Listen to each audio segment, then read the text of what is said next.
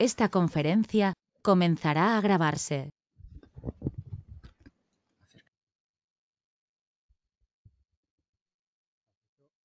Arratsaldeon guztioi eta ongi etorri ekonomisten elkargoko ekitaldi honetara. Gaur, finantza hezkuntzaren eguna da, eta hori aprobetxatuz, ekitaldi berezia egin dugu. Bienvenidos todos al Colegio de Economistas. Tenemos aquí un plantel de lujo, ¿no?, para analizar un tema bastante, yo creo que morboso e interesante en general, ¿no? Las crisis bancarias, ¿no?, que son frecuentes, recurrentes y no sabemos si evitables, ¿no? Ese será uno de los debates seguramente al final del coloquio. Bueno, hemos fijado un orden de intervención aquí para las estrellas. Va a empezar su intervención John Emaldi, que a lo mejor le conoceréis, es, bueno, pues mi predecesor, digamos, en la buena escucha, pero con una experiencia muy dilatada de 35 años, ¿no?, en diversas funciones desde marketing, calidad, etcétera, en lo que en aquel momento era un poco el servicio del sur, a través de MKS, etcétera, ¿no? Y actualmente, pues, departamento de finanzas de Deutsche Business, ¿no? Por su lujo, otro, y bueno, comentar un poco el libro que luego podréis disfrutar. Yo lo que lo he leído, puedo decir que es fácil y interesante, ¿no? En segundo lugar, intervendrá José Ángel Moreno, que fue compañero de BBVA, aunque nunca lo llegué a conocer, pero bueno, una persona que tuvo responsabilidades en el tema de RSC, ¿no? O sea que, por tanto, nos puede contar bastante seguramente, pues, de esas posibles implicaciones de todas las crisis bancarias y financieras, que sabemos que no son pues una cosa que sea barata por lo general, ¿no? Para y socialmente, ¿no?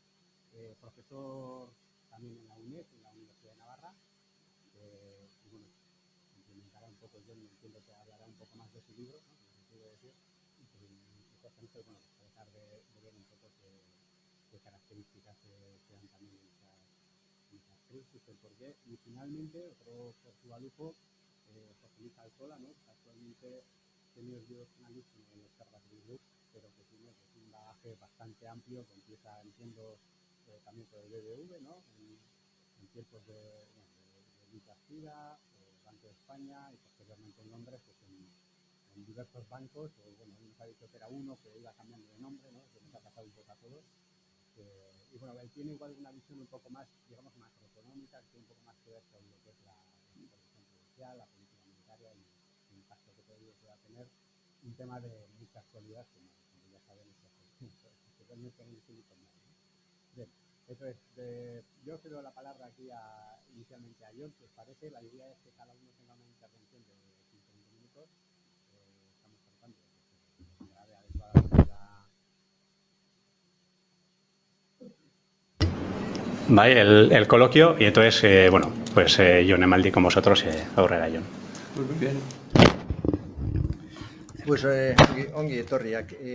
Como nos ha comentado Joseba, lo que pretendemos es daros distintos puntos de vista alrededor de este tema y generar un coloquio. Por lo tanto, vamos a intentar que sean unas presentaciones bastante sintéticas.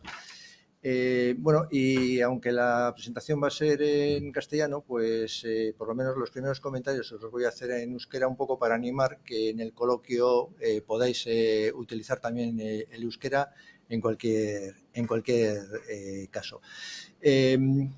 Nire kasuan, nire ikuspuntua izango da, begiratzen agente portaeretan. Zergaitik portatu diren bezala, inbertsoreak edo kontsumidoreak, edo bankuetxeak edota erreguladoreak ere, eta zergaitik izan da hori.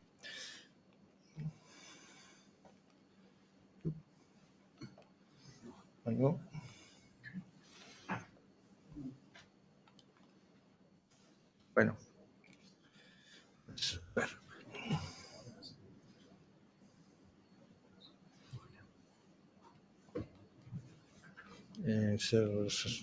zer egin dezakegu?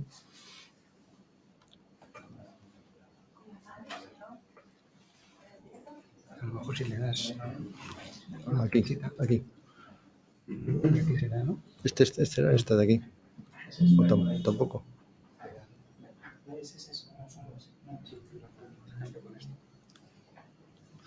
Bueno, Zuen eskerrean dagoen krisialdia denok ezagutuko dugu, ezta? Zer gertatu egin zen urte horietan? Desagertu egin zen azpisektore oso bat. Aurrezki kutxak desagertu egin ziren Espainian eta horrekin batera krisialdi sekulakoa. Izan zen langabezia 30%eraino heldu zen, desagertu egin ziren 3 milioi lanpostu, desagertu egin ziren milioika enpresa, eta denok daukagu buruan zer gertatu zen urte horietan. Baina interesantea da kontutan edukitea ere zer gertatu zen urte batzuk lehenago. Eta beste krisialdi batean gogoratuko dugu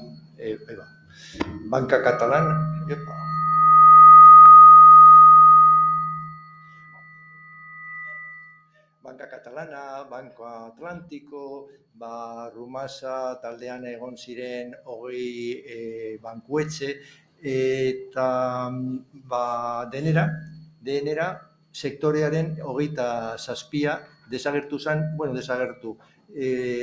jaso zituen zailtasun handiak, eta horren ostean erreformatu egin zen sektore osoa. Eta bietan antzerako problemak fokalizatu egin dira. Gehien bat, profesionaltasun falta. Azkenian, goi mailako karguak ez ziren gai krisialdi batean aurrera pausoak emoteko. Eta, aurrezki kutxeen kasuan, BBK utziko dugu aldamenean, oso ondo kudeatu zutelako krisialdia, baina 12 urteko etxe bizitzen burbuilak desagertu arazi zuen esan dugun lez sektore edo azpisektore oso bat. Yendo a unos comentarios un poco más generales de distintas crisis bancarias, pues aquí os comento algunos datos. Algunos comportamientos que se han repetido en muchísimos casos y que, pues les han dado esos títulos que aparecen por ahí, ¿no? Uno de los aspectos recurrentes es que nos olvidamos muy rápido de las crisis, de que nos dejamos llevar. Ahí construimos castillos en el aire, pues argumentando que, la digitalización o la innovación financiera son capaces de permitir que cambien las reglas del mercado y, por ejemplo, en el caso de las cajas españolas, que se pueda financiar con un 30% de sus fondos viniendo de fondos de inversión o internacionales, un boom inmobiliario absolutamente de manual, como es el que hubo aquí.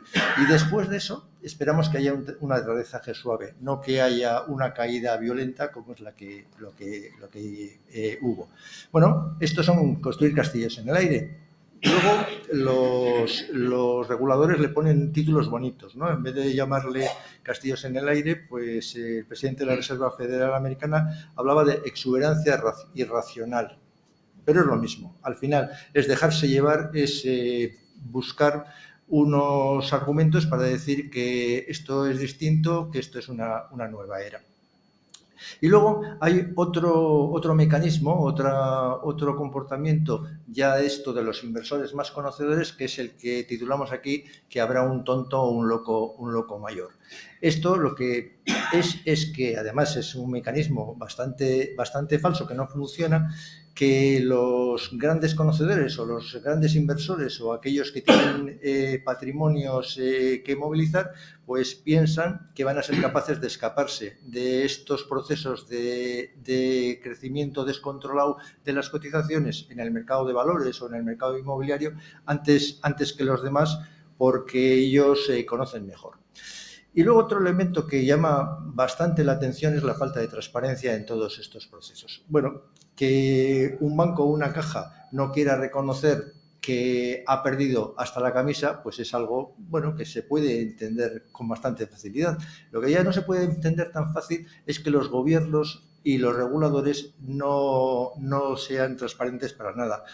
un dato muy conocido es que la Reserva Federal Americana se negó de una manera reiterada a dar datos en el Congreso americano de cuáles habían sido los costes que había tenido la crisis financiera, pero un dato del año 2022, de ayer, es que los datos oficiales que se están dando de cuáles han sido las ayudas públicas a la banca europea durante estos años, resulta que el año 22 los acaban de cambiar y nos han dado unas cifras que no tienen nada que ver con las que habían ido dando hasta el año 21.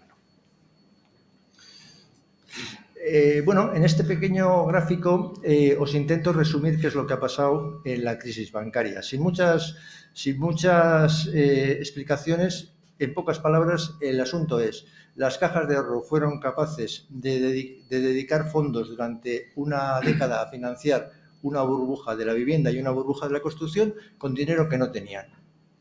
¿De dónde venía ese dinero? Pues de los mercados internacionales, que estaban encantados de financiar los bonos y las cédulas hipotecarias. Por supuesto, esa aportación de liquidez brutal lo que generó es un impulso enorme a la economía, un impulso muy desequilibrado, una creación de puestos de trabajo enorme, pero muy poco cualificados, y un enorme enriquecimiento para todo aquel que tenía una vivienda en propiedad, que la verdad es que éramos muchísimos de todos los que estábamos viviendo esa crisis. Pero además, ese endeudamiento brutal de los individuos, de los bancos, incluso de las empresas, no importaba a nadie, porque la teoría económica dominante es que solamente hay que preocuparse de controlar el endeudamiento del sector público, y el sector público en esta situación tenía mucho dinero y no estaba encontrándose con ninguna dificultad. Vamos, que fue una burbuja inmobiliaria de libro y que llegó tan lejos que el Estado español tuvo que ser rescatado por los agentes europeos, a pesar de que los políticos de aquel momento se negaban a reconocer que eso había sido así. Algunas lecciones de la crisis. Bueno, la primera es que las crisis siempre son sorpresas. ¿Ante eso qué? Bueno, pues una de las primeras cosas que recomendamos todos es, llámalo pensamiento crítico, llámalo escepticismo, enfrentarse a esas ideas preconcebidas y evitar dejarse llevar. Una segunda, pues ya hemos hablado, aquí se produce crecimiento descontrolado, endeudamiento, argumentos para decir que hay una innovación y que aparecen elementos que permiten decir que esta es una nueva era, y también falta de transparencia, como hemos comentado, y retraso en la toma de decisiones. Claro, de esas innovaciones que se argumentan, pues pueden ser, en el caso de las hipotecas americanas, era encontrar un nuevo nicho de mercado, nada menos que el de los compradores de hipoteca que no son capaces de devolverla, pero ese es un nuevo nicho de mercado porque hasta entonces nadie les había dado una hipoteca. O en el caso de las cajas españolas, encontrar un nuevo nicho de mercado, que es la construcción de viviendas, cuando resulta que tiene unos riesgos que no tienen absolutamente nada que ver con los de la compra de vivienda para uso doméstico, y resulta que se les aplican los mismos criterios de riesgo. Y un último elemento que aparece de una manera muy recurrente es el retraso en la toma de decisiones. Claro, los reguladores aquí están con las manos atadas porque los ciudadanos no admiten que se dirijan grandes fondos hacia el sector bancario, y eso hace que intenten reducir al máximo cuánto pueden ser esos fondos que se dirigen hacia el sector. Bueno, ¿y dónde estamos hoy? Bueno, pues es evidente que las crisis son recurrentes. Es muy probable que se podrían reducir las crisis si apostamos por la seguridad y la solvencia de los bancos y renunciamos a parte de la rentabilidad o la innovación que se puede conseguir, pero es que el momento en el que estamos, el momento económico en el que estamos, con todos los líos que tenemos encima de la mesa, con las reconversiones de sectores completos, con una guerra en Europa, con cambios geoestratégicos brutales, pues se está caracterizando cada vez más con lo que se está llamando la incertidumbre radical. Y la incertidumbre radical lo que quiere decir es que no se pueden hacer escenarios con probabilidades. Lo que hay es una dificultad absoluta para hacer esas previsiones y para hacer esas predicciones que puedan ser razonables. Claro, eso pone el énfasis en la necesidad de esa seguridad y de esa solvencia. Pero la siguiente pregunta es, bueno, ¿y esto es posible? ¿Es posible que los bancos cambien su forma de acercarse a los riesgos? Y aquí el dato que a mí me llama la atención es lo que pasó el año pasado. Justo antes de que empezasen otros problemas, resulta que los bancos, todos los grandes bancos, los europeos, los americanos y los cercanos, todos los grandes bancos estaban pidiendo que se les dejase barra libre a la hora de repartir dividendos y también a la hora de reducir su capital, de manera que el porcentaje de reservas que se llevasen el capital o el pago por dividendos fuese lo mayor posible, de manera que estén en línea con otros sectores. Y sus argumentos eran: nuestra solvencia es suficiente, no hay riesgos especiales, tenemos que dar una rentabilidad similar a la que puedan dar otros sectores. Ya. Y de repente entramos en 2023 y nos encontramos con un lío bastante importante. Y insisto en lo de repente, porque tanto en Estados Unidos como en la Unión Europea, incluso entidades como el Fondo Monetario Internacional, estaba esperando que pudiese haber incidentes, crisis, quizás no tan generales como habíamos visto en otros momentos, pero decían, no, esto no va a pasar con los bancos comerciales, con los bancos normales, porque esos están bien regulados y ahí no van a sufrir. Bueno, pues nos encontramos con que efectivamente los bancos comerciales muchas veces pueden tener dificultades tanto como esas otras entidades menos reguladas que se supone o se esperaba que pudiesen tener mayores dificultades. Y mi último comentario es en relación con la velocidad a la que se producen estos movimientos. Fijaros, ahí tenéis fechas de cómo se han comportado los reguladores respecto a las crisis de los últimos bancos que aparecen. Al final, en 2 o 3 días, se ha dado, por un lado, unos movimientos de salida de depósitos brutales por parte de los depositantes, pero también una actuación absolutamente brutal por parte de los reguladores a la hora de aportar liquidez o a la hora de tomar la decisión de garantizar todos los depósitos o de garantizar la actividad de los bancos. Estamos en los tiempos de la inmediatez, estamos en los tiempos de Internet, lo cual nos complica mucho la vida y multiplica los riesgos y hace que cada vez sea más importante esa apuesta por la solvencia y por la seguridad que os comentaba al principio. Yo, por mi parte, lo dejo aquí. Luego, seguramente, en el coloquio pues habrá tiempo para hablar más hacia adelante, hacia los siguientes pasos. Aunque yo os dejo una pregunta, que es que en el caso de nuevas situaciones, ¿por dónde hay que atacar ese buscar darle estabilidad al banco? Hay que atacarlo desde el punto de vista del comportamiento de los inversores y desde el punto de vista de los consumidores. Hay que atacarlo desde la regulación y desde el punto de vista del control férreo. Hay que atacarlo desde el punto de vista de cómo funcionan los bancos internamente. Por lo menos abrir la cuestión por ahí. Muy bien.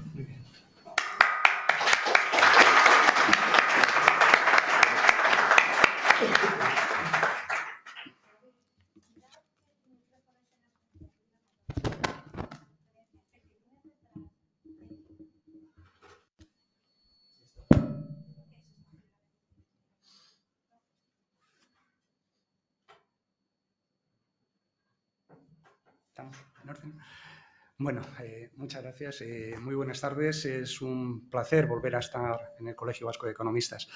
Bueno, yo quería continuar con los planteamientos que ha hecho John, con los que estoy muy de acuerdo, tratando de enmarcar esta problemática en tendencias de fondo del sistema financiero para destacar, como indico en el título de mi intervención, que en su configuración actual el sistema financiero tiene una propensión inherente, ineludible, a la generación de crisis. ¿Cómo se da? Bueno, yo me voy a limitar a esta transparencia, no voy a cambiar. De alguna forma, pues es el guión de mi intervención. Señalo en primer lugar el paradigma teórico dominante, porque efectivamente el paradigma teórico dominante no está en absoluto de acuerdo con lo que les acabo de comentar. Es una perspectiva que se va empezando a consolidar a final de los años 70, a comienzos de los 80, rechazando radicalmente la perspectiva dominante anterior, que era un keynesianismo regulador muy severo, y es una perspectiva que efectivamente se va convirtiendo en absolutamente dominante en el ambiente, en el mundo académico. Es el pensamiento ortodoxo, la teoría ortodoxa sobre las finanzas y sobre el funcionamiento del sistema financiero, con muchos premios Nobel en su haber. Y lo que viene a decir es que efectivamente no hay ninguna generación de crisis internas por el propio funcionamiento del sistema financiero. Si al sistema financiero se le deja funcionar libremente, no se pueden producir este tipo de crisis. Es un paradigma que se basa en dos hipótesis fundamentales. La eficiencia de los mercados financieros óptimos. Los mercados financieros, si se les deja funcionar libremente, asignan perfectamente, óptimamente el capital, gestionan óptimamente el riesgo. Y se basa también en una segunda hipótesis estrechísimamente relacionada con la anterior, que es la de las expectativas racionales. Los agentes que operan en el mercado financiero, en promedio, operan racionalmente persiguiendo su máximo beneficio. La implicación de estas dos hipótesis pues, es muy clara. Si al sistema financiero se le deja actuar libremente, pues no se generarán crisis por su funcionamiento porque es el mejor funcionamiento posible. Las crisis pueden existir, por supuesto, y han existido, y existirán, dice el pensamiento dominante, pero son frutos solo de perturbaciones exógenas, guerras, pandemias, revoluciones tecnológicas, etc. Claro, esto tiene unas implicaciones muy fuertes para la práctica financiera y para la política económica. El sistema financiero funcionará óptimamente siempre que no se le interfiera desde la administración pública, siempre que se le deje funcionar en libertad. Por lo tanto, la mejor política económica posible frente al sistema financiero es dejarle la mayor libertad posible, es decir, desregular, liberalizar todo lo posible, desmontando todas las trabas regulatorias que se habían puesto en marcha durante las décadas anteriores, desde la Segunda Guerra Mundial hasta mediados de los 70. Y en este sentido, pues efectivamente el sistema financiero funcionará perfectamente, de la mejor forma posible. Señalo en segundo lugar otro punto que es la evidencia empírica, porque la evidencia empírica, sin embargo, no respalda de ninguna forma esta tesis dominante, pese a que sigue siendo dominante. Más bien, desde los años 80, pues la evidencia lo que nos refleja con mucha claridad es que se han producido crisis con mucha más frecuencia y con mucha más intensidad que en el periodo anterior de regulación más severa, ¿no? Crisis que además, en muchos casos, desde luego no se deben fundamentalmente a perturbaciones externas. En este sentido, pues cada vez más, y sobre todo desde la última gran crisis terrible de 2007-2008, pues cada vez más economistas han empezado a cuestionar ese paradigma teórico dominante, tratando de reflexionar sobre cuáles pueden ser las causas de fondo que explican que el sistema financiero, al margen de perturbaciones externas, genere crisis. Y en este sentido, pues han ido volviendo la mirada cada vez más, en muchos casos, a planteamientos que ya bastantes economistas de origen keynesiano estaban defendiendo desde los años 60, y muy especialmente uno, que se llamaba Hyman Minsky, un economista muy poco reconocido en su tiempo, pero que su pensamiento fue enormemente revaluado y reivindicado desde la última gran crisis. Y lo que decía Minsky pues es simplemente prácticamente lo contrario al paradigma teórico dominante. El sistema financiero tiene una tendencia intrínseca, inevitable, a la inestabilidad económica, fruto fundamentalmente de que el sector financiero, si se le deja funcionar libremente, actúa siempre con exceso. En las fases de auge, que son fases de euforia financiera, pues alimenta excesivamente el auge, financia excesivamente, financia con mucha facilidad, va financiando además cada vez más a prestatarios de peor calidad crediticia y en ese sentido pues va acumulando niveles de riesgo cada vez mayores, al mismo tiempo que va inoculando un nivel de riesgo cada vez mayor en el sistema económico. Por eso decía Minsky que es inevitablemente en las etapas de auge es cuando el sector financiero va sembrando siempre las semillas de la próxima crisis.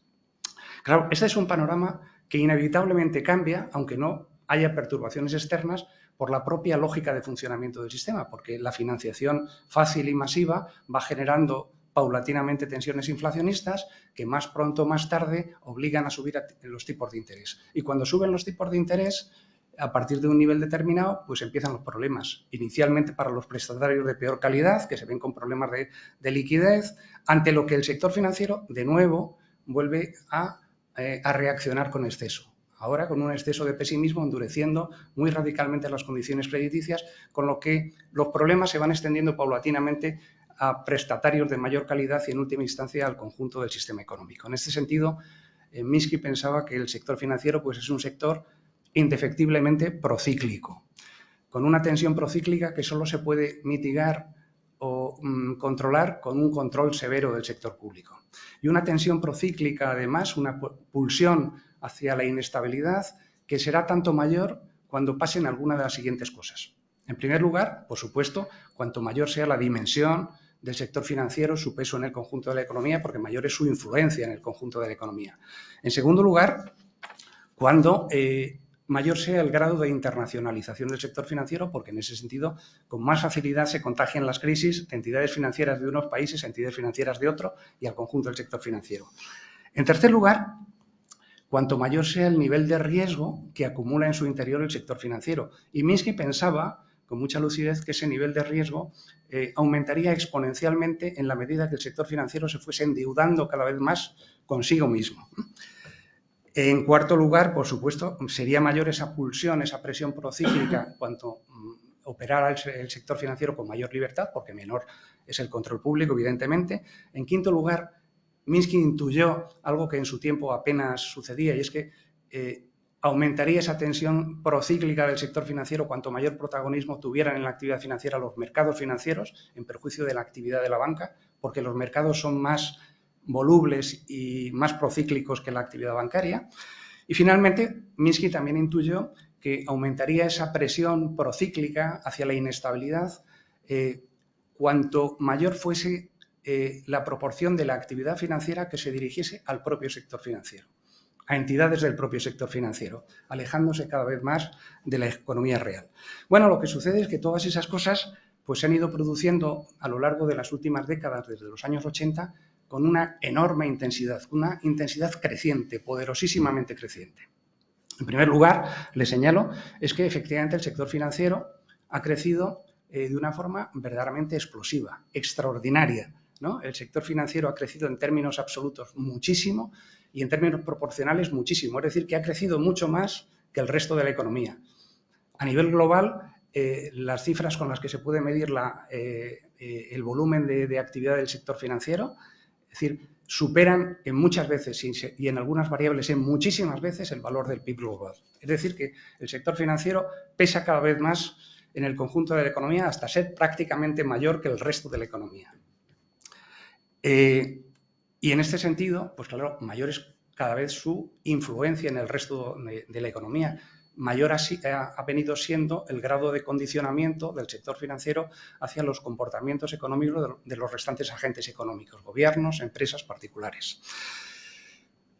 Esto es lo que define eso que algunos autores han llamado la financiarización de la economía, que viene a definir, según muchos autores, pues una etapa nueva en la evolución del capitalismo.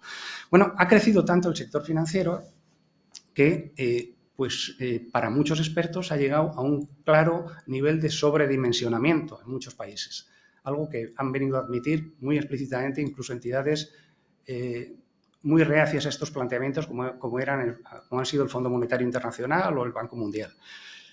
En la perspectiva tradicional se pensaba que el crecimiento del sector financiero empujaba positiva e indefectiblemente el crecimiento del conjunto de la economía. Bueno, ahora se empieza a pensar que eso es así hasta cierto nivel, pero a partir de cierto nivel el volumen del sector financiero es tan grande que su crecimiento lo convierte en una especie de tumor canceroso que se convierte en un lastre para el crecimiento a largo plazo del conjunto de la economía, en un factor distorsionador, en un factor generador de inestabilidad económica. Tanto más, además, cuando buena parte, yo diría que la mayor parte del crecimiento de la actividad financiera se ha dirigido a la financiación al propio sector financiero. Ha crecido mucho, muchísimo, la financiación del sector financiero al resto de la economía, pero ha crecido muchísimo más la financiación que el sector financiero se dirige a sí mismo, a entidades financieras del propio sector, para operar con productos muy especulativos, muy alejados de la economía real, que tienen una enorme rentabilidad. Esa rentabilidad es la que está en la base del crecimiento diferencial del sector, del sector financiero, que se ha venido convirtiendo en las últimas décadas, yo diría, en una especie de imán atractor de capitales del resto de la economía, en una especie de mecanismo succionador de capitales de la actividad productiva, porque es mucho más rentable invertir en colocaciones financieras que invertir en inversión productiva, ¿no? Pero claro, esta rentabilidad, en la medida en que se ha dirigido a una actividad crecientemente especulativa, crecientemente alejada de la economía real, está generando niveles de riesgo cada vez mayores que se están acumulando en el propio sector financiero. Y en este sentido, pues se está fortaleciendo ese potencial de generación de inestabilidad, la debilidad, la fragilidad del sector financiero, su propensión a las crisis. En segundo lugar, es que el crecimiento del sector financiero ha provocado un crecimiento inevitablemente paralelo del endeudamiento. Es la otra cara de la financiación. Cuando crece la financiación, crece paralelamente a la deuda. En la medida que el crecimiento de la actividad financiera se ha dirigido en una gran medida al propio sector financiero, es que ha aumentado enormemente el endeudamiento del sector financiero. Y esto, como intuía Minsky, pues es un factor potenciador de la fragilidad del sector financiero, fortalecedor de ese potencial de generación de inestabilidad. En tercer y cuarto lugar, y voy muy rápidamente porque son cosas que yo creo que ustedes conocen perfectamente, es que desde los años 80 efectivamente se ha procedido a un proceso de fortísima desregulación, liberalización del sector financiero, de desmantelamiento de los controles que existían anteriormente. Y en ese sentido es algo que se ha producido una liberalización prácticamente total en el interior de la mayor parte de todos los países avanzados y muchos emergentes, pero también una enorme liberalización de la operativa financiera a nivel internacional, hasta el punto de que se puede hablar de una internacionalización, una globalización financiera casi plena. Claro, los economistas ortodoxos han insistido siempre en que esto tiene efectos claramente positivos, y es verdad. Lo que sucede es que también tiene efectos negativos. Es decir, la liberalización, tanto a escala nacional como internacional, potencia de nuevo fortalece de nuevo el potencial de generación de inestabilidad del sector. De alguna medida, porque la liberalización que fomenta la competencia fomenta también la asunción de riesgos crecientes de las entidades financieras, y la evidencia empírica es muy clara. Y la evidencia empírica es muy clara también en que la libertad de movimientos de capitales, sobre todo de movimiento de capitales a corto plazo, pues es un factor, en fin, intensísimamente distorsionador de muchas economías emergentes. Las entradas masivas de capital que produce la liberalización económica internacional, que ha producido en muchos países emergentes, se han convertido en factores desequilibradores de las economías, que han generado distorsiones muy fuertes, que acaban generando, en muchos casos, salidas masivas de capital que han producido crisis financieras muy severas. Crisis financieras, además, que se contagian con mucha facilidad a entidades financieras de otros países y, en última instancia, al sistema financiero global, en la medida en que las entidades financieras están enormemente interrelacionadas gracias a la internacionalización financiera. Bueno, en quinto lugar, quería comentarles también algo que merecería la pena tratar con mucho más detenimiento, y es que no solo se ha producido un crecimiento verdaderamente extraordinario del sector financiero en términos cuantitativos, sino que se ha producido una transformación cualitativa radical, intensísima, del sector financiero. Muchos autores hablan de que se ha producido una verdadera revolución en las finanzas. Las finanzas en la actualidad se parecen pues muy poco, el sector financiero se parece muy poco al que primaba a finales de los años 60. Una revolución que ha empujado al sector financiero hacia cotas cada vez mayores de complejidad y que se puede apreciar con bastante facilidad en tres aspectos. Por una parte, ha cambiado radicalmente la operativa del sector financiero, ha perdido peso la actividad de la banca comercial, ha ganado peso la actividad de la banca de inversión, ha ganado peso la gestión de activos, ha ganado peso sobre todo la actividad financiera canalizada a través de mercados financieros, que son mucho más volátiles que la actividad bancaria. En segundo lugar, se ha producido una emergencia, en fin, tremenda, ¿no? Terrible, de nuevos productos financieros, cada vez más complejos, cada vez más sofisticados, basados en modelos de gestión del riesgo enormemente intrincados, que forman parte de eso que se ha llamado la nueva ingeniería financiera. Fundamentalmente, los productos derivados con todas sus manifestaciones de productos estructurados, titularizados, swaps, operaciones de futuro, etcétera, ¿no?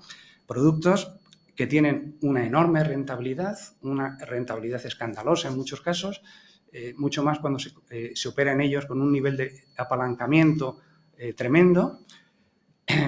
Es una rentabilidad que está en la base de ese crecimiento exponencial del sector financiero, pero es una rentabilidad que, al ser productos muy especulativos, son productos que en el fondo se plasman en apuestas de futuro sobre el rendimiento futuro, sobre el precio futuro de un activo sobre el que se construyen esos productos. Son productos muy especulativos y, en ese sentido, pues también implican un nivel de riesgo altísimo para las entidades financieras que operan con ellos, ¿no? Con lo que se fortalece de nuevo el volumen de riesgo que está acumulando el sector financiero en su interior y se está potenciando de nuevo pues, su fragilidad, su vulnerabilidad, su potencial de generación de inestabilidad. Y finalmente, y paso muy rápidamente también porque me temo que me estoy alargando demasiado, este sector financiero transformado, moderno, sofisticado, matematizado en mucha medida, ¿no? Tecnificado, se ha convertido también en un sector financiero enormemente cortoplacista, ¿no? Buena parte de todas estas... Se me ha pasado decir una cosa más, ¿no? En el punto anterior. Y es que además el cambio en el sector financiero se aprecia muy claramente también en el cambio en el protagonismo relativo que tienen los diferentes operadores financieros. Pierde peso la banca comercial, gana peso la banca de inversión, emergen con mucha fuerza sociedades instrumentales de la gran banca que se llaman fuera de su balance, son los famosos vehículos de propósito especial que tuvieron una importancia trascendental absolutamente en la crisis de 2008, emergen con una enorme fuerza los nuevos inversores institucionales, fondos de inversión de alto riesgo, de cobertura, sociedades de inversión, fondos de pensiones, aumenta enormemente la actividad financiera de las grandes aseguradoras, surgen y tienen mucha importancia sociedades financieras que se dedican, especializadas, que se dedican a la generación y venta de productos de cobertura, de productos financieros, es decir, de productos de aseguramiento, que tuvieron una importancia también trascendental en la crisis anterior y la han tenido en la crisis de marzo de 2023, por cierto, también, ¿no?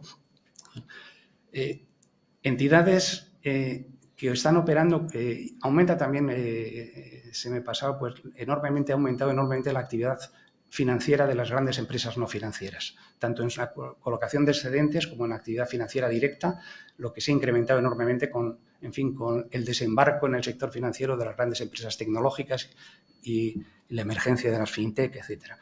Bueno, quería señalarles con todo esto que toda esta operativa y buena parte de estas entidades que están obteniendo una enorme rentabilidad están actuando además fuera de los marcos regulatorios de la banca, ¿no? Son entidades muy poco o en absoluto reguladas, forman parte de eso que se ha dado a llamar finanzas en la sombra o banca en la sombra, a lo que quizás se refiera después José Luis, porque habíamos comentado, y que efectivamente, como son entidades no reguladas, tienen una enorme rentabilidad, están enormemente apalancadas y tienen un nivel de riesgo inmenso, que está fortaleciendo ese potencial de inestabilidad del sector. Y finalmente les quería comentar también que efectivamente este sector tan renovado, tan transformado, tan dinámico, pues se ha convertido en un sector enormemente cortoplacista, muchísimo más que lo era, en fin, a comienzos de los años 70. Buena parte de estas operaciones financieras, de ingeniería financiera, son operaciones que buscan simplemente plusvalías a muy corto plazo, a veces a tan corto plazo como son minutos o segundos, como sucede con las operaciones de alta frecuencia en mercados financieros, ¿no? Pero como el sector financiero, a su vez, ha conseguido un nivel de condicionamiento muy fuerte sobre la actividad de las empresas y muy especialmente de las grandes empresas a través de los grandes inversores institucionales, que son entidades inevitablemente cortoplacistas, pues es que ha inoculado este cortoplacismo feroz también en el conjunto del sector del sistema económico, en toda la actividad productiva, de forma tal que no es solo que el sector financiero se haya hecho muchísimo más cortoplacista, más inmediatista que lo era anteriormente, sino que es toda la actividad económica la que se ha hecho inmensamente más cortoplacista de la que lo era antes, ¿no? Y este cortoplacismo feroz, que tiene consecuencias nefastas a largo plazo para el conjunto de las economías, para las propias empresas a largo plazo, pues tiene también un potencial fortalecedor de inestabilidad enorme, ¿no? Un potencial de generación de crisis muy fuerte. En definitiva, y con esto termino, estamos ante un sector financiero enormemente dinámico, pero que se ha convertido en un factor, en un elemento crecientemente ineficiente frente a las necesidades de la economía real.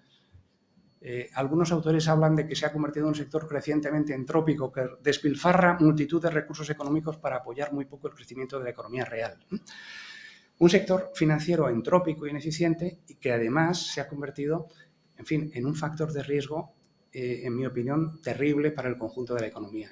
Yo me temo que no es una exageración, aunque quizás lo sea, si pensamos que estamos ante uno de los mayores peligros a los que se enfrenta la economía en nuestro tiempo, que es lo mismo que decir la humanidad en nuestro tiempo. Es verdad que este sector financiero tan transformado, tan dinámico, tan volátil, tan arriesgado, tiene factores positivos, sin duda, pero no deja de ser verdad también que el sector financiero pues, se ha convertido en una especie de inmensa bomba de relojería que acumula en su interior una carga de riesgo cada vez mayor, es decir, una carga explosiva cada vez mayor, que es una carga explosiva que puede explotar con relativa facilidad, como lo muestran muchas de las crisis de las últimas décadas, y que es una carga explosiva que, en la medida que el sector financiero cada vez es más grande, cada vez más inmensamente grande, pues es una carga explosiva que si explota, pues en fin, puede producir consecuencias terribles y además cada vez más difícilmente controlables por la política económica. Y, en fin, con esta nota que no es de optimismo desmesurado, pues yo termino mi intervención. No sé si me he pasado, disculpen si me he pasado de tiempo y muchas gracias por su paciencia.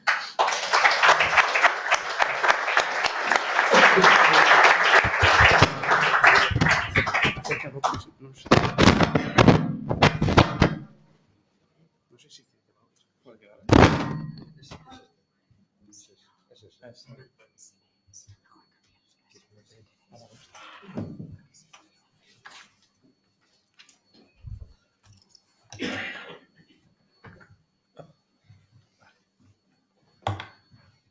Bueno, pues en primer lugar quería dar gracias al Colegio Vasco de Economistas por la invitación y a Jon en particular pues por escribir el libro que yo leí, al menos en parte, cuando todavía estaba en formación, y si no lo habéis leído, pues yo lo recomiendo porque, aparte de ser muy informativo, les he dicho, es muy entretenido, pues estas crisis financieras suelen contener episodios y personajes muy peculiares, ¿no? Por decirlo de una manera diplomática. O sea que además de informativo es entretenido.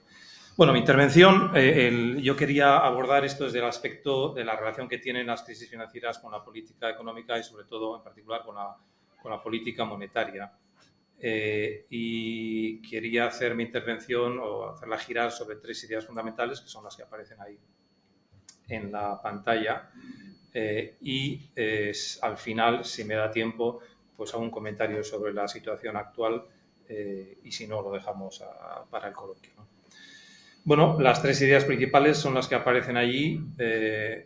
La primera es que todas las crisis financieras sistémicas, y por sistémicas me refiero a aquellas que tienen efectos significativos sobre el conjunto de la economía. Básicamente, efectos expansivos en el crecimiento en los años de formación de la burbuja y efectos muy negativos cuando la burbuja estalla, ¿no?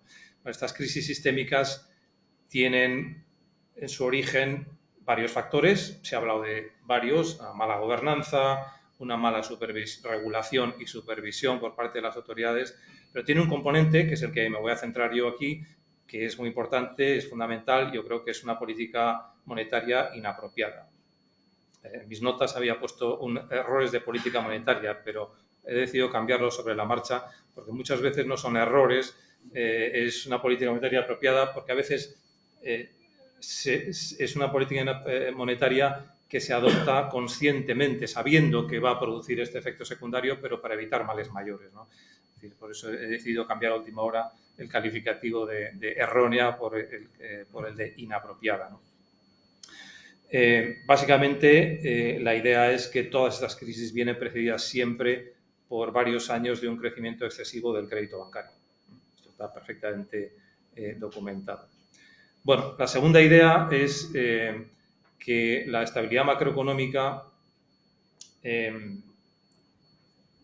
definida como estabilidad de precios, es decir, una inflación baja y fluctuaciones relativamente pequeñas del PIB, no garantiza la estabilidad financiera.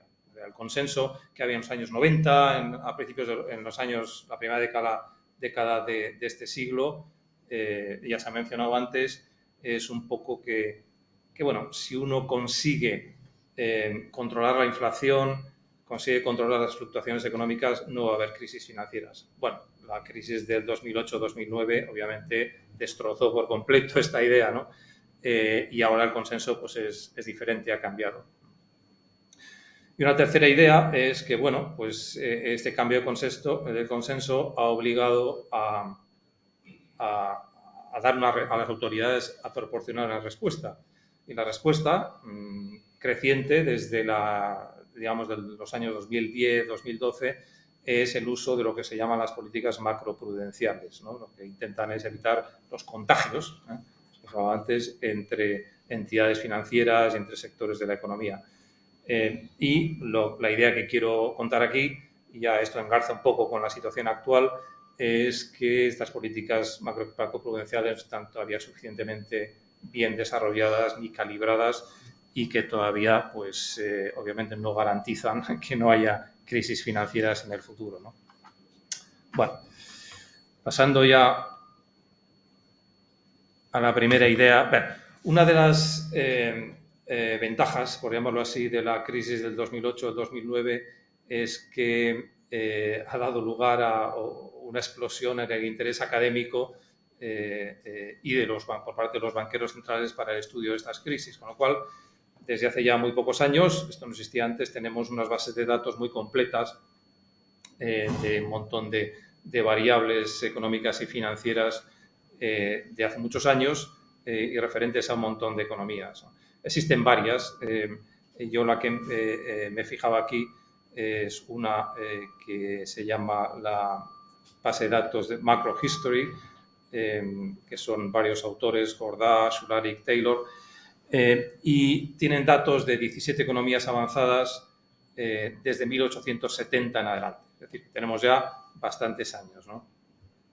Y sobre la base de esta base de datos identifican en estas 17 economías durante estos casi 150 años, identifican 120 recesiones, crisis económicas en sentido de recesión, el típico ciclo económico de expansión y luego caída del PIB, recesión, ¿no? Bien, de esas 120 crisis económicas, 46, o sea, aproximadamente un 40%, son también crisis financieras. Tiene un componente de crisis financiera. Es decir, que las crisis financieras son recurrentes y son bastante frecuentes, ¿no? La idea es que existe un ciclo financiero, un ciclo de expansión de las variables financieras que se sobrepone muchas veces al ciclo económico normal que hemos estudiado todos en la carrera y que magnifica este ciclo, tanto en la fase de expansión como luego en la fase de caída abrupta, ¿no? Y decía, eso solo son las llamadas crisis sistémicas. Fijaros que solo se refiere a 17 economías avanzadas. Si incluyésemos las economías emergentes, el número de crisis financieras se multiplicaría, ¿no? En una recesión normal, como media, dura un año y al año siguiente, al segundo año, ya se ha recuperado el PIB, el nivel de PIB precedente al inicio de la crisis, ¿no? Las crisis financieras son mucho más graves porque probablemente duran más, una media de 4 años, y la caída del PIB desde el máximo al mínimo supera claramente el 3%. En los casos más graves puede llegar a caer un 8%. Y se tarda mucho más en recuperar el PIB original. Como media, por ejemplo, en las crisis más graves se puede tardar hasta 5 años. De ahí, obviamente, como decía antes, el interés en el estudio de estas crisis financieras que, como digo, ciclos financieros que se sobreponen a los ciclos económicos normales, ¿no? Bueno, ¿cuáles son las características de estas crisis financieras? Son los, como se suele decir en los libros de texto, los hechos estilizados, ¿no? Bueno, hay varios, pero yo me voy a centrar aquí en tres y sobre todo en el primero de ellos, que es que todas ellas vienen precedidas, como decía al principio, de una fuerte expansión del ratio de crédito sobre PIB. O sea, no hay ninguna crisis financiera que no haya tenido este componente. Y, de hecho, esto va a ser uno de los indicadores que van a utilizar las políticas macroprudenciales para intentar identificar las crisis financieras antes de que lleguen a un nivel que acaben estallando y teniendo estos efectos sistémicos, ¿no? Luego hay otra segunda característica, que es que se produce una desviación muy significativa de los precios de los activos financieros y o reales. Por activos reales me refiero a los activos inmobiliarios, con respecto a su valor fundamental. Esto es un criterio un poquitín más complicado porque cuál es el valor fundamental de un activo financiero, un activo real, a veces no es fácil de determinar, ¿no? Una tercera característica es que se produce una progresión muy rápida de los beneficios de la banca, lo cual tiene su lógica porque los beneficios de la banca progresan porque el crédito progresa, ¿no? Es donde obtiene la banca los beneficios, ¿no? Eso ocurre en el periodo precrisis. Luego en la crisis todo esto estalla y se produce una corrección abrupta de todas estas variables, ¿no? Además, es una corrección que se retroalimenta, lógicamente, porque caen los precios de los activos, deprecia el colateral, con lo cual la banca tiene que restringir el crédito, etcétera, etcétera. Se produce aquí un círculo vicioso. El proceso o el mecanismo por el cual se produce todo esto pues es bien claro, es decir, aumento del crédito bancario, esto permite un aumento del apalancamiento que puede ser del sector privado no financiero, es decir, familias o empresas, o de la propia banca, como se ha mencionado también aquí, o de todos ellos en su conjunto, ¿no? Entonces, esto nos lleva a una pregunta inmediata, y es ¿por qué ha aumentado la frecuencia de las crisis financieras en las últimas décadas, ¿no? Y aquí, pues yo creo que pues un poco la hipótesis más razonable es que hay dos motivos fundamentales por los cuales han aumentado las crisis financieras. El primero de ellos es porque las políticas monetarias han perdido el anclaje que tenían hasta los años 70. Es decir, con el fin de la convertibilidad del dólar en oro y el fin de los tipos de cambio fijos, las políticas monetarias perdieron el anclaje, aunque fuese indirecto, que tenían con el oro, y eso permitió, una serie de mecanismos que, bueno, en fin, sería muy prolijo enumerar, pero eso permitió un aumento persistente del crédito bancario con relación al PIB. No he traído aquí el gráfico, pero en este base de datos que mencionaba antes hay un gráfico muy ilustrativo que muestra cómo para estas 17 economías el ratio crédito bancario sobre PIB oscilaba, porque oscila según los ciclos y los periodos, alrededor del 50% desde 1870 hasta mediados de los años, desde 1870 hasta mediados de los años 70 del siglo pasado, 1970, ¿no? Y a partir de entonces empieza a aumentar y estamos ya en ratios por encima del 100% del PIB, ¿no? Es decir, se ha producido una expansión muy fuerte del crédito bancario sobre el PIB y esto es un poco el trasfondo macroeconómico que permite o que da ocasión a la generación recurrente y cada vez más frecuente de esas crisis financieras. Bueno, el primer motivo es, por tanto, es el desanclaje de las políticas monetarias, ¿no? Bueno, pues, ¿cómo respondieron los bancos centrales a esto? Bueno, pues, si os acordáis, a la gente que tenga una cierta edad, algunos en esta sala, no todos, por lo que veo, recordarán que a finales de los años 70, a principios de los 80, los bancos centrales, la estrategia que hicieron es decir, bueno, pues ya que no tenemos el anclaje de los tipos de cambio, vamos a usar los agregados monetarios, ¿no? Como variable intermedia o objetivo instrumental, se llamaba, creo, de la política monetaria. El objetivo último, mantener la inflación, pero vamos a utilizar este instrumento para... Bueno, ya a mediados de los 70, un economista inglés llamado Woodhart se atrevió a hipotizar, ahora se llama la ley de Woodhart, no es una ley, obviamente, en sentido físico, pero se atrevió a hipotizar que esto no iba a funcionar. No iba a funcionar porque, y esto ocurre no solo en los agregados monetarios, sino ocurre en todo tipo de políticas sociales, cuando un regulador, cuando una autoridad identifica una variable como el objetivo por el que va a medir su política, inmediatamente esa variable deja de tener el valor informativo que era para el que se había escogido. En el caso de los agregados monetarios y la banca está muy claro.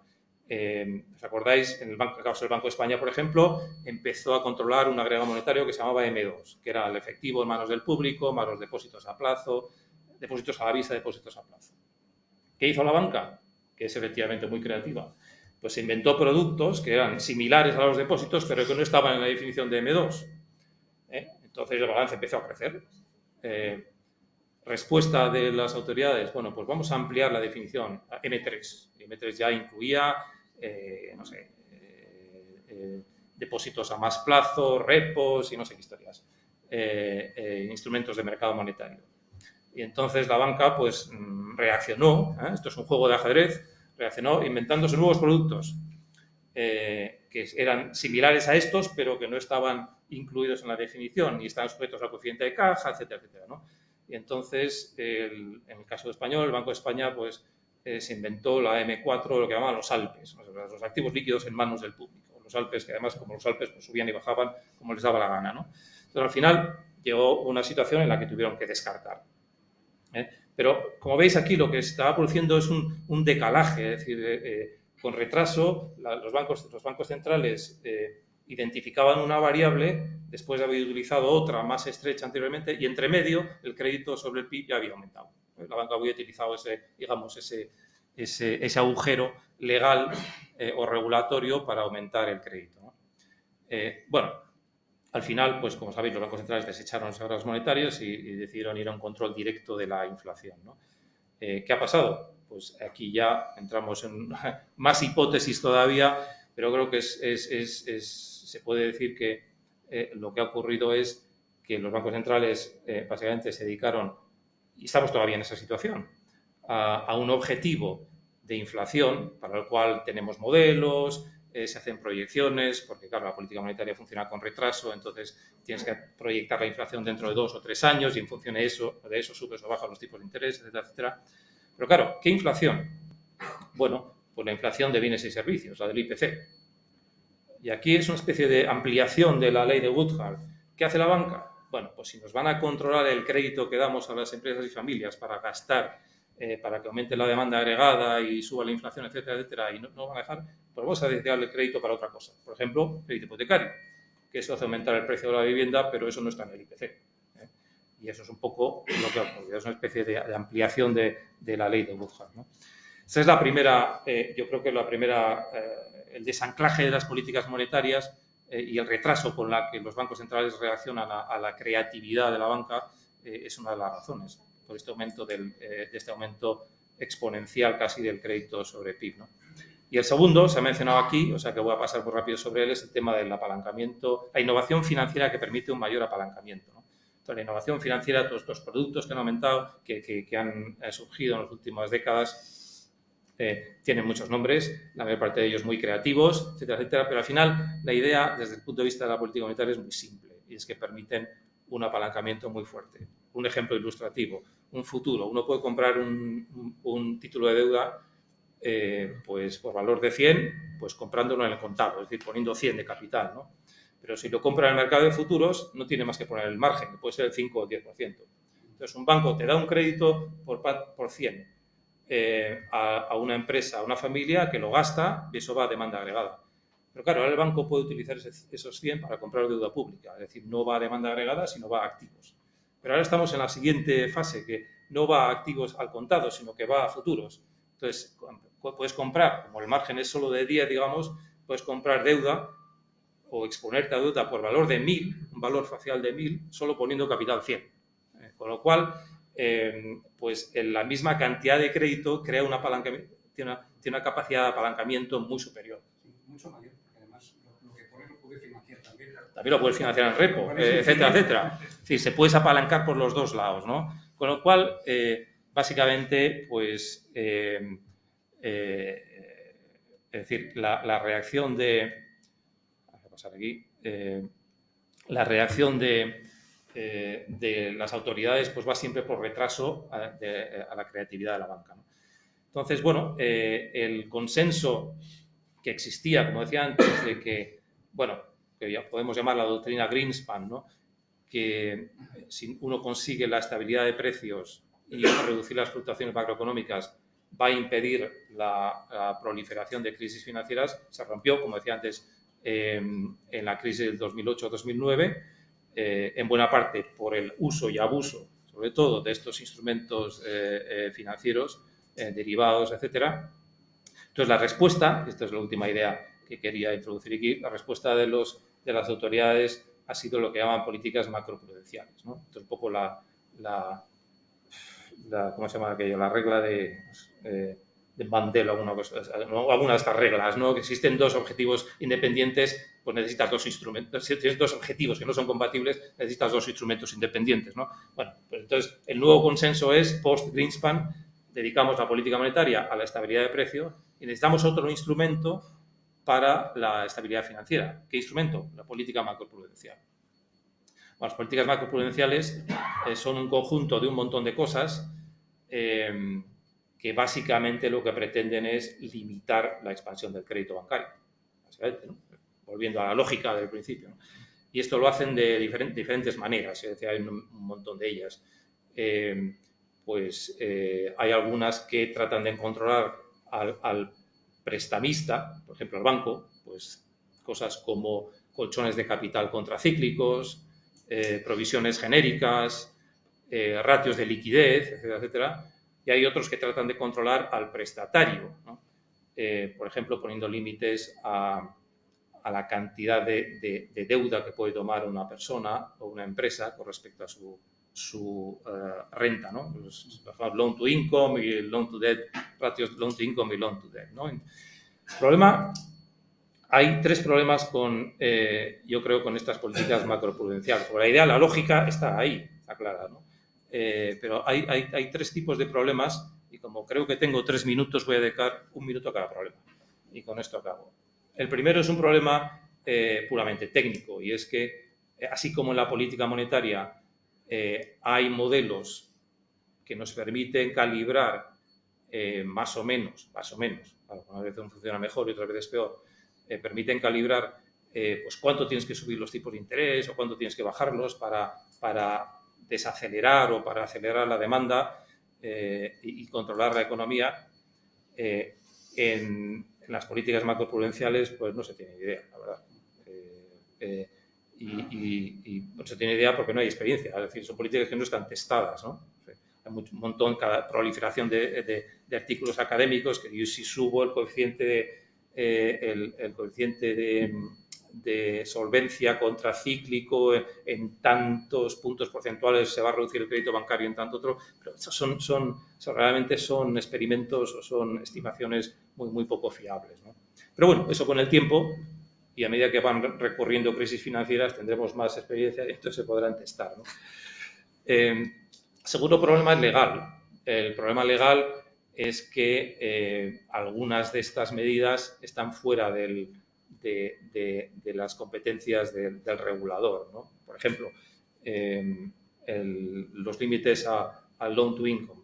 Tenemos un boom en el mercado inmobiliario. La gente se está endeudando demasiado y lo que haces es reducir el loan to income. Es decir, no puedes prestar por encima de un determinado porcentaje de la renta anual del prestatario, ¿no? Vale, bueno, pues ese tipo de medidas normalmente no están en la órbita del Banco Central, están en la órbita del gobierno. Y a ver cómo vas tú al gobierno a decirle que estamos en un boom inmobiliario y aprieta las tuercas aquí, porque igual no le interesa, porque tiene elecciones dentro de 3 meses. Y claro, el Banco Central puede insistir, pero no le hace caso, ¿no? Y luego hay un problema que es mucho más grave, el último, yo creo que es un problema ya de contenido, ¿no? Si os habéis fijado, yo siempre he hablado aquí de crédito bancario sobre PIB, esta variable fundamental, la que explica la generación de las crisis, la que cae después, la que intentan controlar las políticas macroprudenciales. Pero vamos, como se ha dicho aquí, existe toda una cosa que se llamaba antes la banca en la sombra, ahora los documentos oficiales no quieren llamarlo así porque tiene una connotación un poco de banca mafiosa o algo así, y se le llama el sector financiero no bancario, ¿no? Sector financiero no bancario, que son fondos de pensiones, fondos de inversión, hedge funds, private equity, etcétera, etcétera. Todo este sector pues tiene un apalancamiento, o puede tener, se sospecha porque no se sabe, no hay datos. Hoy día la banca está mucho más controlada que hace 15 años. Hay ratios de solvencia, ratios de liquidez, pero en todo este sector no se sabe. Hace 10 días, o poco más de 10 días, el Consejo de Estabilidad Financiera, que es una entidad consultiva del G20, ha publicado un informe para el G20, la reunión reciente, básicamente diciendo, no tenemos ni idea de lo que hay ahí, pero sospechamos que hay mucha basura metida.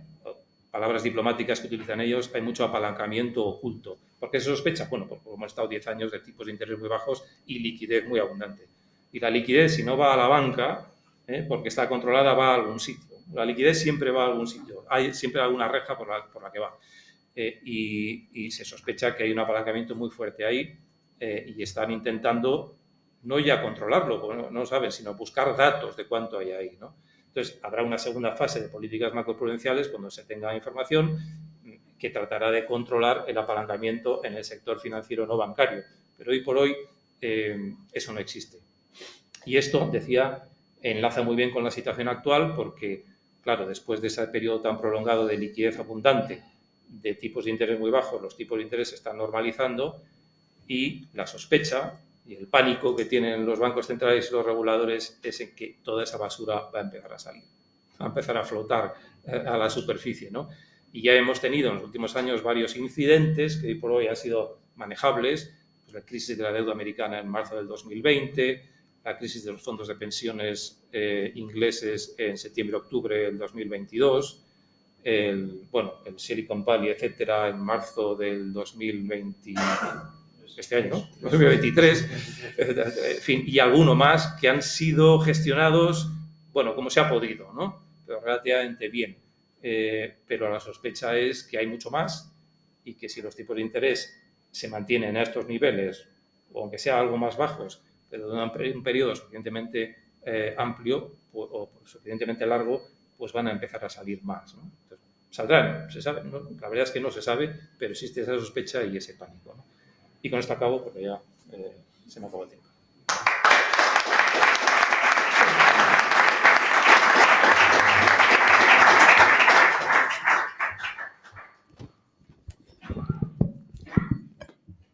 Bueno, pues he escuchado este panorama, ¿no? Además, viniendo de gente que se ha dedicado a la banca, fundamentalmente, pues uno no se queda muy tranquilo, la verdad.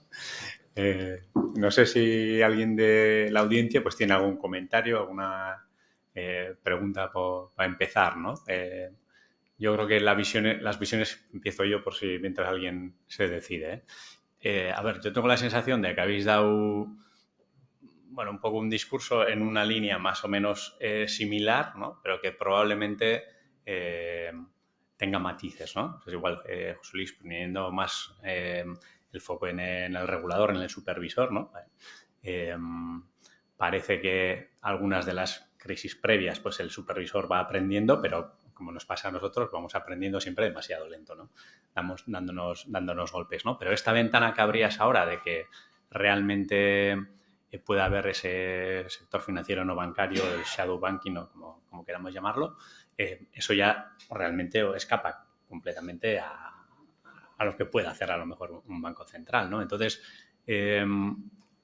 ¿dónde está realmente la raíz del problema, ¿no? En el libro John habla un poco de eso, ¿no? De ¿dónde creéis que... O sea, ¿qué se puede hacer ante esta bomba de relojería que decías? Solo una mínima precisión frente a lo que a mí me gusta seguir llamando finanzas en la sombra, ¿no? Es decir, las estimaciones, porque efectivamente, como dice José Luis, no se sabe lo que hay ahí, pero las estimaciones que pueden ser prácticamente el 50% del sistema financiero global. Es decir, es una cosa inmensa. Sobre eso. Es decir, que sin los datos estos que presentaba yo antes, actualmente el crédito bancario sobre PIB está un poco por encima del 100%. Si incluyésemos esto, 500, total estaría... claro, sí, claro. Es decir, las estimaciones, he estado repasando algunas estimaciones también de lo que suponen algunas variables financieras globales sobre el PIB global mundial, ¿no? Es decir, los activos financieros, el valor global de los activos financieros que se conocen, son datos del Banco de Pagos Internacionales, pues puede ser como me parece que un 300 y pico del PIB global. El valor global de las operaciones financieras que se conocen y que se estiman, y ahí queda fuera muchísimo el valor global, me parece que era como voy a ver la cifra, porque es tan grande que me temo equivocarme.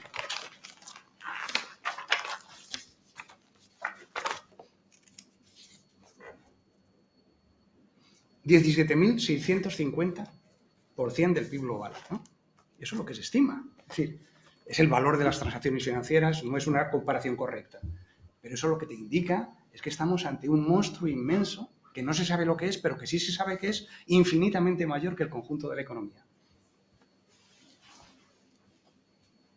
Sí, yo en relación con la regulación, yo tenía apuntados pues algunas cosas que me parecen relevantes desde el punto de vista de funcionamiento de los agentes, de funcionamiento de los bancos o de funcionamiento de los inversores, ¿no?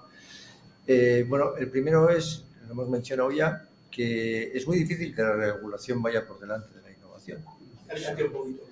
Sí.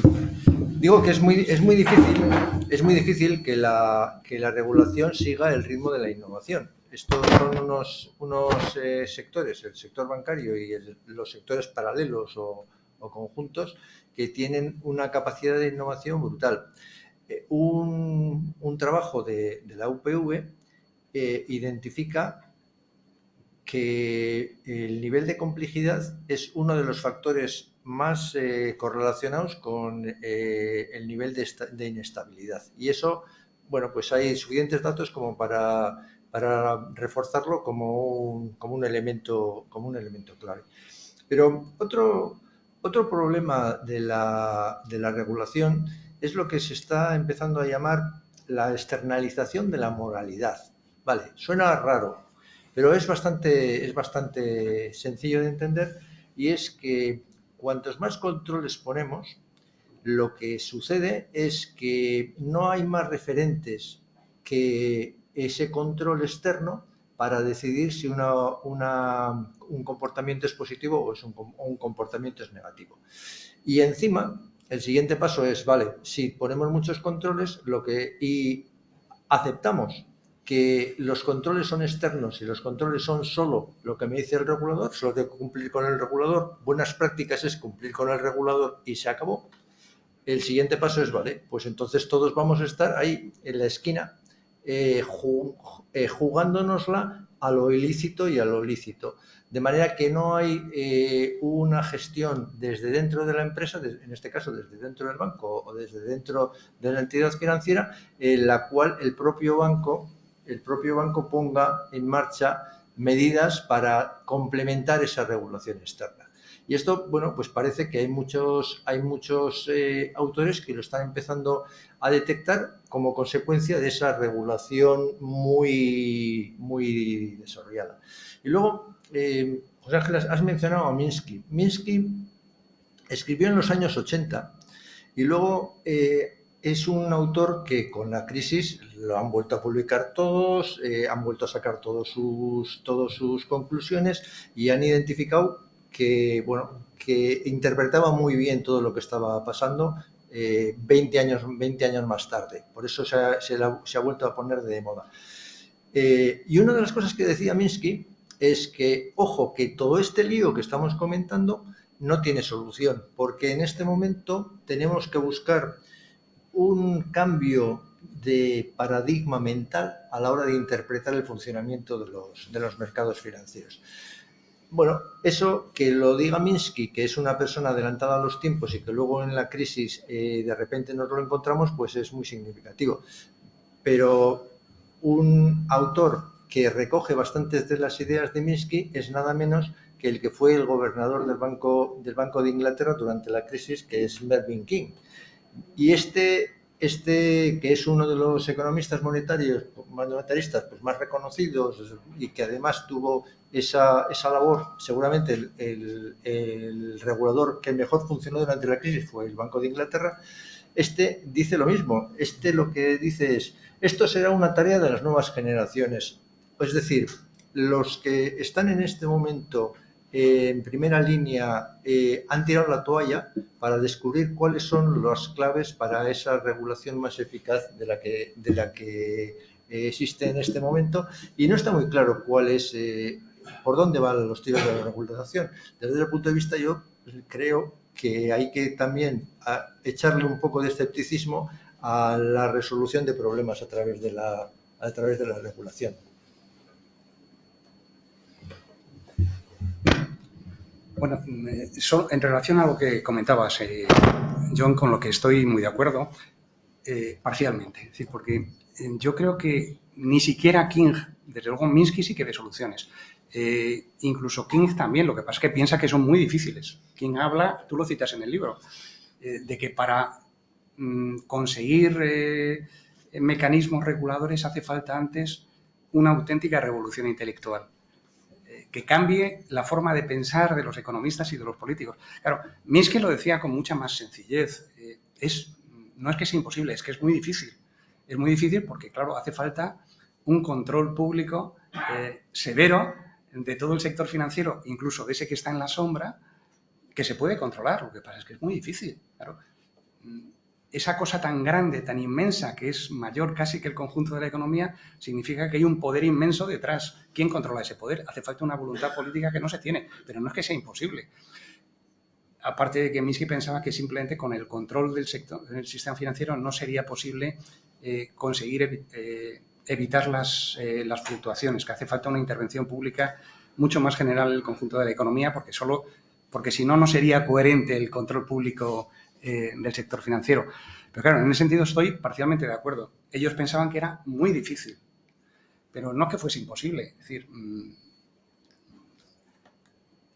tan imposible como avanzar hacia una democracia mejor, tan imposible como avanzar hacia un control del cambio climático, cosas que son inmensamente difíciles, que no estamos avanzando, pero que no son esencialmente imposibles, simplemente son políticamente muy difíciles, ¿no? Bueno, yo, a riesgo de parecer sesgado, me voy a centrarme en la parte monetaria, ¿no? Yo creo que la regulación, la dirección que está tomando está clara. Otra cosa es que sea suficiente. Probablemente no, ¿no?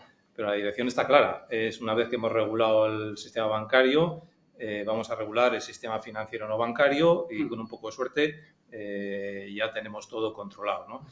Pero en el fondo, regules lo que regules, si hay un exceso de liquidez, si hay un exceso de crecimiento del crédito, va a ir a algún sitio, ¿no? Entonces, al final, pues todos sabemos aquel famoso dictum de Friedman, ¿no? La inflación es siempre en todo lugar un fenómeno monetario, ¿no? Que no quería decir que el detonante tuvo que ser monetario, puede ser los precios de petróleo, puede ser otra cosa, pero si la política monetaria no lo facilita, al final la inflación no se produce, ¿no? Pues aquí podrías, parafraseando eso, decir lo mismo, es decir, todas las crisis financieras es un fenómeno monetario o crediticio. Si tú controlas eso, pues controlarías el crecimiento de la liquidez. Ahora, ¿es eso factible? O sea, los bancos centrales desde los años finales de los 80-90 en los países avanzados son en principio independientes, legalmente independientes, formalmente independientes, pero ¿quién es independiente del todo? Porque tú no actúan desde una torre de marfil separados del resto, están metidos en la sociedad y sufren presiones, y etcétera, etcétera, ¿no? Y es imposible sustraerse a esas presiones, ¿no? Hoy mismo hay, creo que es hoy o ayer, no sé, un artículo de Martin Wolf, el comentarista más prestigioso del Financial Times, ¿no? cómo la política monetaria, a pesar de tener bancos independientes, es asimétrica. Cualquier banquero central que está imbuido en una sociedad concreta responde mucho más rápidamente a recesiones, bajando tipos, que a recalentamiento subiendo tipos. Entonces, al final, pues hay una especie de decalaje. Unas veces es muy obvio, como estos 2 últimos años, que la inflación se dispara, otras veces no tanto, pero hay una asimetría en la política monetaria que es de orden de carácter inflacionista, ¿no? Y eso es muy difícil de evitar. Al principio decía que no quería hablar de errores y de política monetaria inapropiada. Es que hay veces que ellos saben que puedes estar generando una burbuja, pero lo dejas hacer para evitar males mayores.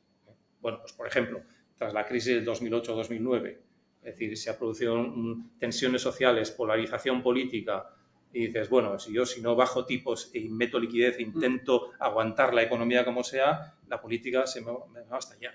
Entonces, para evitar ese mal mayor, pues voy a llevar esta política que sé que es expansiva y que sé que puede producir efectos colaterales negativos en forma de excesos financieros. Y eso es lo que están intentando manejar ahora que se normalizan los tipos, ¿no? Ya veremos. ¿Puedo comentar una cosita? Bueno, no quiero desviar el tema, pero no sé si había sido consciente, John, cuando marcasteis la fecha para...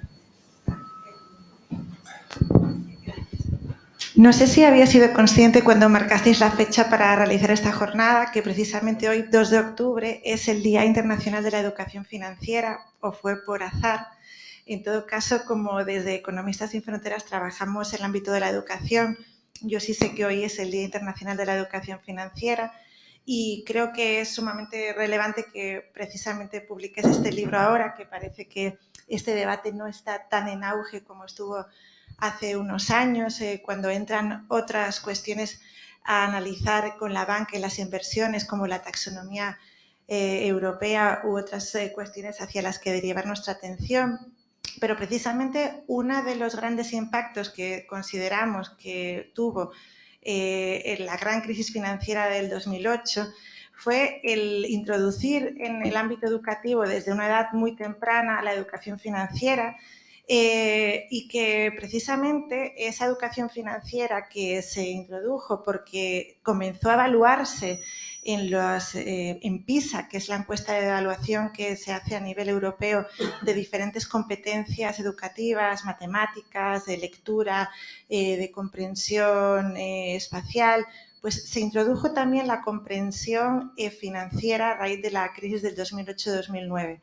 Y tras la evaluación de la competencia financiera en PISA 2012, se introdujo en la Unión Europea y también en el Estado español el Plan Nacional de Educación Financiera, por el cual se cambió el currículum educativo y los chavales de 13 años comenzaron a recibir una alfabetización financiera que no tenía que ver nada con la comprensión de la economía en su conjunto, de esa financiarización de la economía, del funcionamiento de los mercados financieros, de la importancia que la banca había jugado para financiar esa economía real y cómo ahora todas las tesis que se estudian a nivel macro ya no tienen ningún sentido, ¿no? al tener el contexto de la financiarización.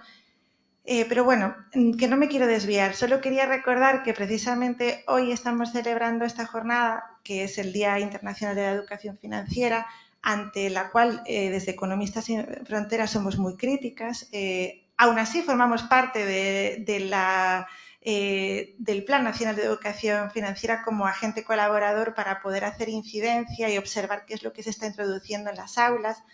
Y solo quiero dejar el apunte de que esta educación financiera completamente acrítica, simplemente como si fuera una herramienta individual totalmente descontextualizada de lo que es la enseñanza de la economía en su conjunto, se hizo con una finalidad, que era que el alumnado desde edades tempranas pudiera enfrentarse a los riesgos del sistema financiero.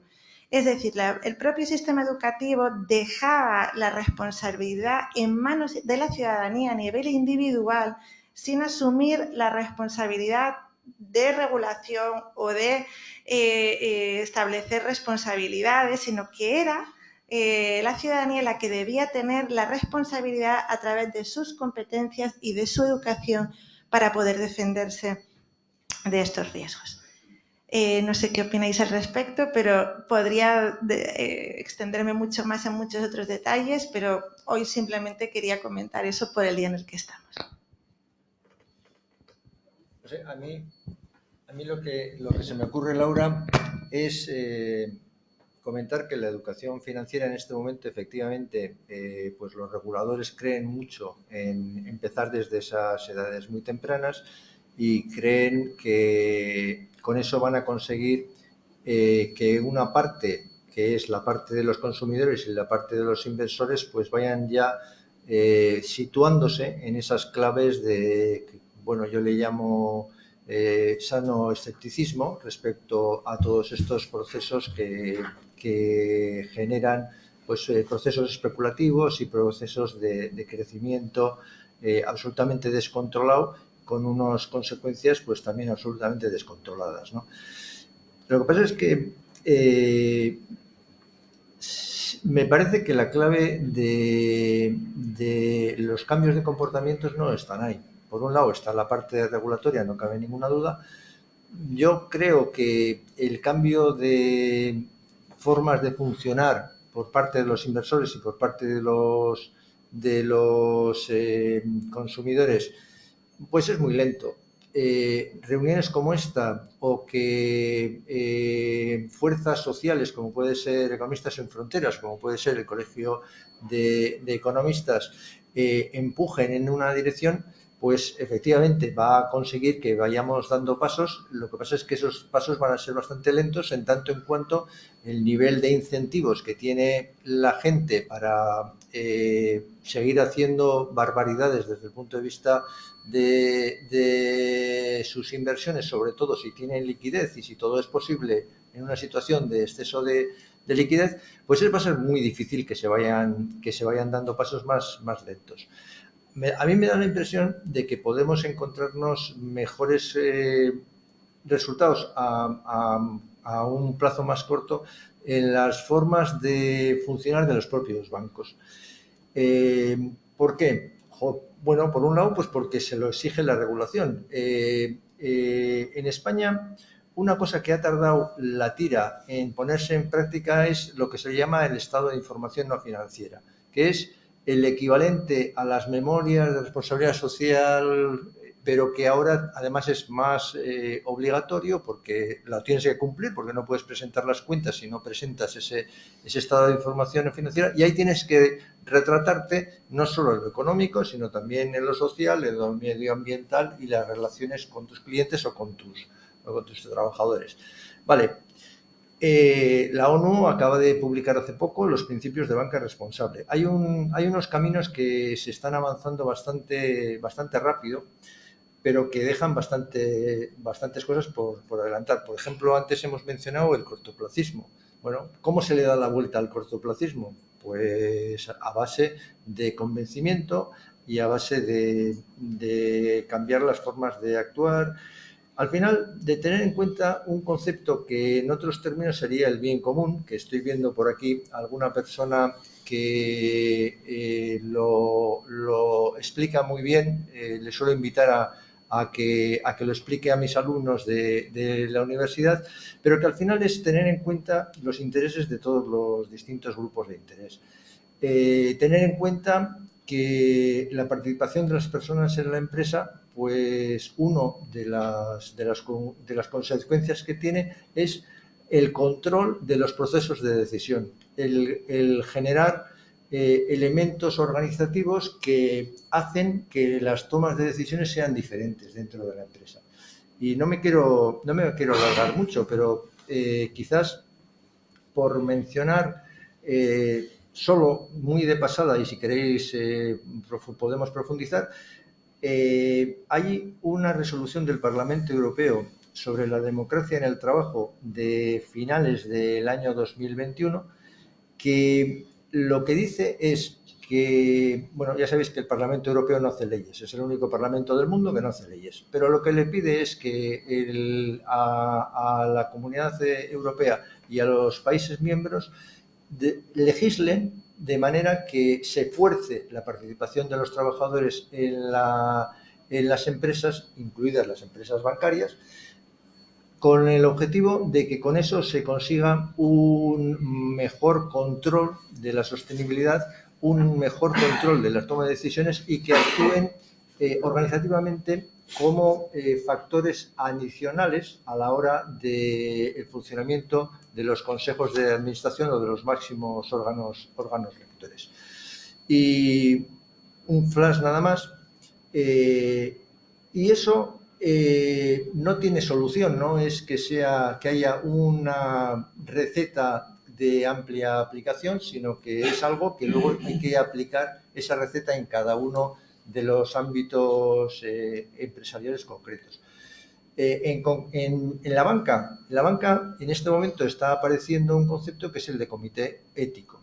¿Qué es el comité ético? Bueno, pues en este momento no es nada. Es una percha en la que se van colgando elementos organizativos que pueden ayudar a avanzar en ese cambiar las formas de trabajar, cambiar las relaciones de poder y ir a donde el Consejo de Administración con determinadas declaraciones institucionales que hacen todos los bancos del mundo, diciendo que las personas son lo primero y que nuestra actuación respecto a ellas tiene que ser extraordinariamente respetuosa. Y al final la derivada es que hay que empoderar a las personas que trabajan en el banco y que hay que empoderar a la sociedad civil que está fuera del banco, pero que es su cliente. Pero ese paso es más difícil de dar. Entonces, bueno, pues una de las soluciones que están apareciendo, por ejemplo, es esa del comité ético.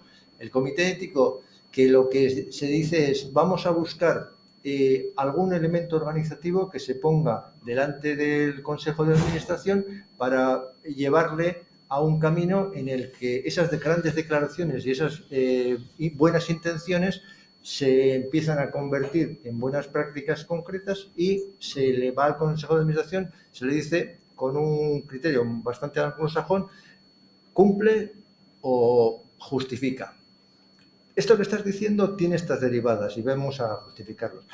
Yo conozco dos casos de comités éticos. Conozco uno de un banco ético que me parece que es bastante poco extrapolable a los bancos comerciales porque es un comité ético que entra en cada una de las operaciones que se hace en el banco. Bueno, todos os imagináis qué banco puede ser eso. Por no mencionar a las personas que están ahora, pues es un banco en el que el que estaba detrás era Ángel Toña, consejero del gobierno vasco y decano de la Facultad de Sociología de Deusto. Con él estaba, cuando se acercó a Laboral Cucha, nada menos que Pedro Luis Uriarte, al que no hay que presentar. Con él estaba Mario Fernández, al que tampoco hay que presentar.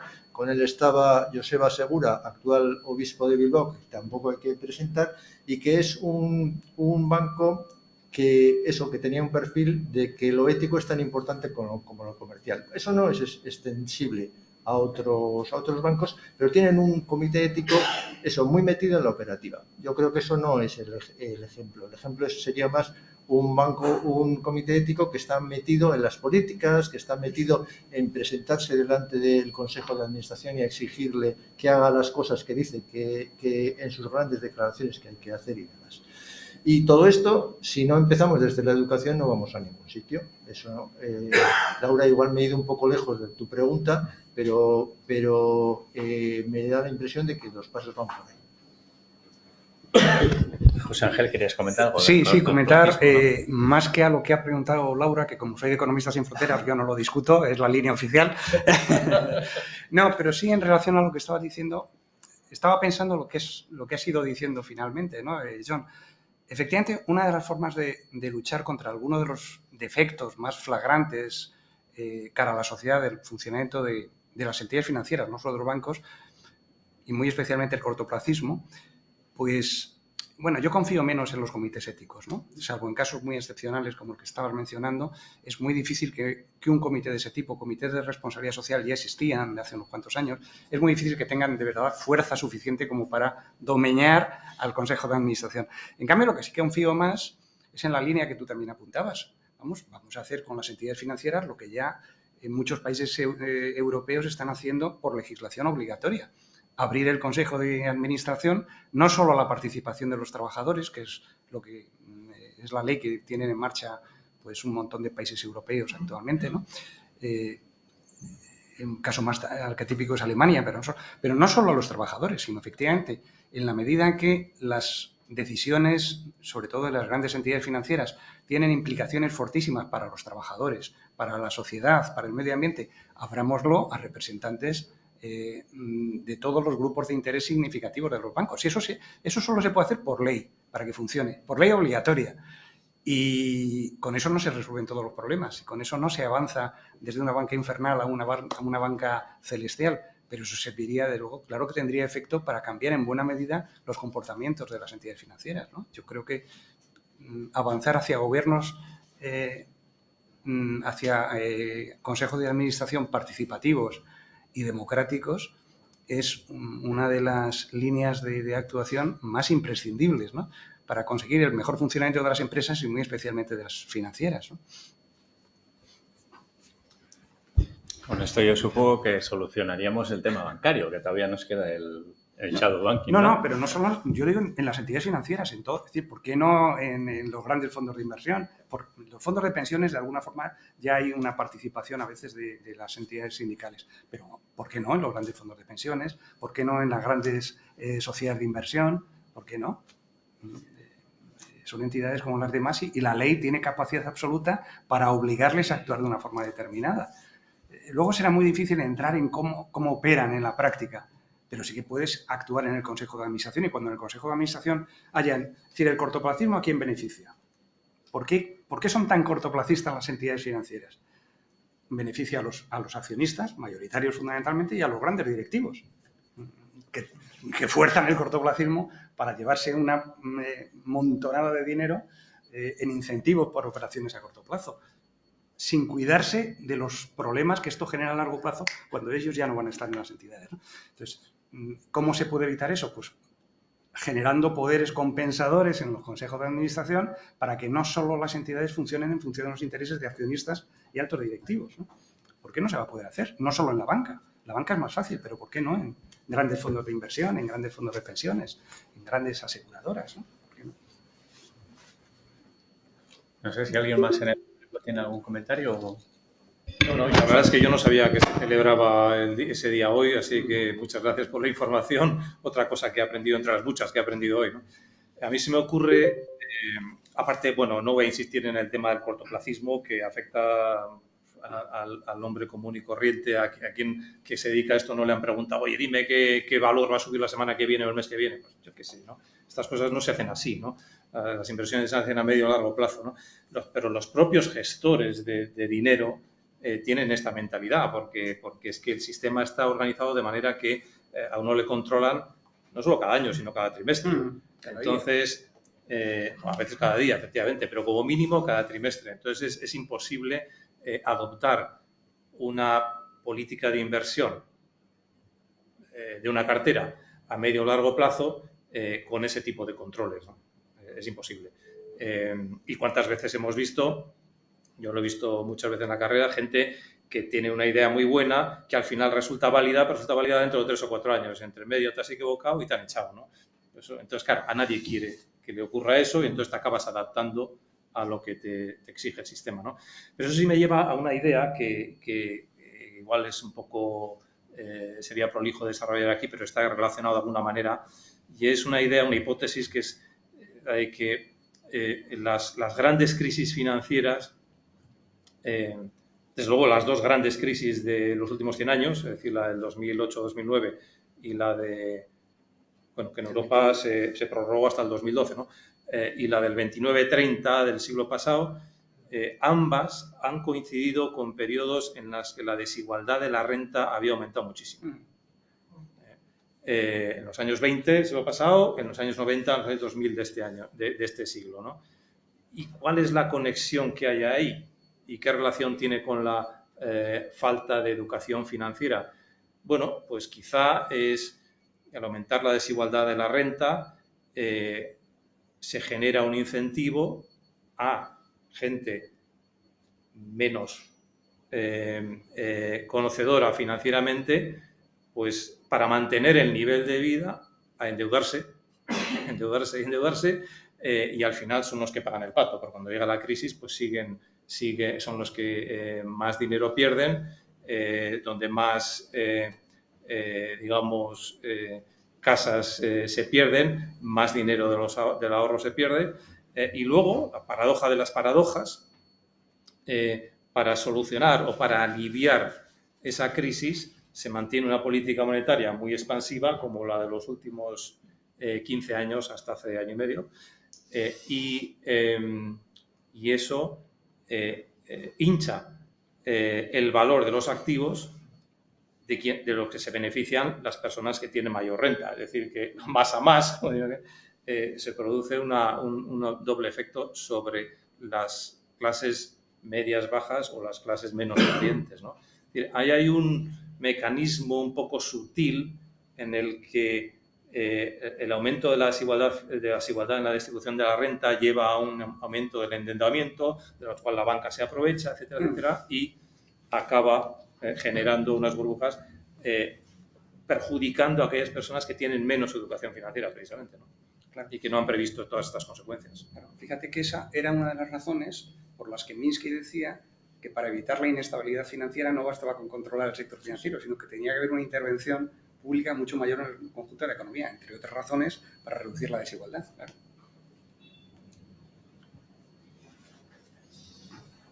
Bueno, pues veo compartidos.